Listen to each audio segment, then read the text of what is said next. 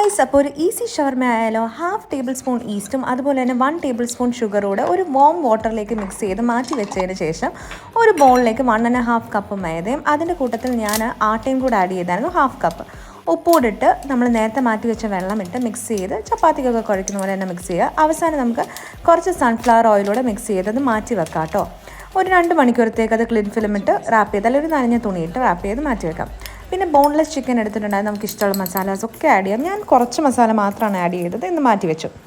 എന്നിട്ട് നമ്മൾ മാറ്റി വെച്ച ആ മാവ് നമ്മളിങ്ങനെ എടുത്ത് കഴിയുമ്പം അതിങ്ങനെ എയർ ബബിൾസ് ഒക്കെ മാറ്റി നമ്മളൊന്ന് പ്രസ് ചെയ്ത് കൊടുത്ത് അത് ബോൾസ് ആക്കി വെച്ച് നമ്മൾ ചപ്പാത്തി പരത്തുന്ന പോലെ തന്നെ നമുക്ക് പരത്തിയതിന് ശേഷം ചുട്ടെടുക്കാൻ പറ്റുന്ന കേട്ടോ.